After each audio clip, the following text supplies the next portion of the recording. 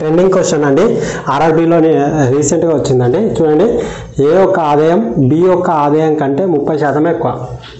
అయితే బి యొక్క ఆదాయం ఏ యొక్క ఆదాయం కంటే ఎంత శాతం ఎక్కువ? ఇక్కడ చూడండి, ఒకటి ఎక్కువ ఒకటి తక్కువ లేదా ఒకటి తక్కువ లేదా ఒకటి ఎక్కువ అన్నప్పుడు సింపుల్ వేలో ఒక ట్రిక్ చెప్తానండి.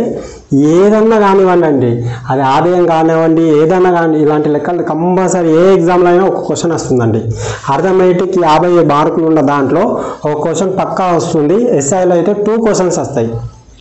చూడండి, ఇక్కడ మన ట్రిక్ ఏంటిదంటే నేను చెప్తాను, 2 ట్రిక్స్ చెప్తాను, 2 వేలు ఎలా చేయాలని చెప్తాను. ఇక్కడ చూడండి, ఇక్కడ ఇట్లా ఫ్రాక్షన్లలో అన్ని మిక్స్డ్ ఫ్రాక్షన్లలో ఇచ్చినప్పుడు యూనిట్ డిజిట్ అనేది 0 వచ్చిందో మన ఆన్సర్ అవుతుందండి. అది ఎలానో చూద్దాం. యూనిట్ డిజిట్ అనేది 0 రావాలి. ఇక చూడండి, ఇది యూనిట్ డిజిట్, ఇది యూనిట్ డిజిట్, అవునా? 3 × 9, 9 + 2 ఎంత అండి? 11, 11 అవునా? 11 అన్నప్పుడు యూనిట్ డిజిట్ ఏమొచ్చిందంటే 1, కాబట్టి మన ఆన్సర్ కాదు. ఓకే, దీన్ని ఎలిమినేట్ చేసేసినాం. అదేవిధంగా ఇక్కడ చూడండి, 3, 3, 4 ఉంది. 3 × 9, 9 కదండి. 9 + 4 13, 13 అన్నప్పుడు యూనిట్ డిజిట్ 3, ఇది కూడా కాదు.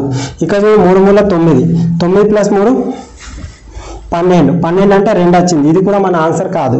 ఇక్కడ చూడండి, 3, 3, 9, 9 + 10, 9 + 1 10, 10 కాబట్టి యూనిట్ డిజిట్ 0 వచ్చింది, కాబట్టి మన ఆన్సర్ ఇది. ఇది ఒక వే. ఇంకొక వేలో చూద్దాం. ఇక్కడ ఏమన్నాడు? 30% పెరిగింది. ఇక్కడ చూడండి, ఎక్స్ వై ఇది పెరిగితే ఎంత తగ్గుతుందో చూడండి. x + y × 100, ఇదే అండి ఫార్ములా. ఈ ఫార్ములానే మీరు పెద్దదానికి అప్లికబుల్ చేయాలి ఇలాంటి క్వశ్చన్స్ వచ్చినప్పుడు. ఇక్కడ చూడండి, 30% / 100 అండి. ఇది x అనుకోండి, ఇది y అనుకోండి. అప్పుడు ఇది పెరిగింది కదా, ఎలా తగ్గుతుంది? 30 ఏమవుతుంది? 30 + 100 130 × 100. ఇక్కడ 0 0 క్యాన్సల్, ఏమవుతుందంటే అప్పుడు 300/13 అవుతుంది. 13 2 26, అప్పుడు 13 3 39, ఎంత మిగిలింది? 1/13%. ఇదే కదండి మన ఆన్సర్.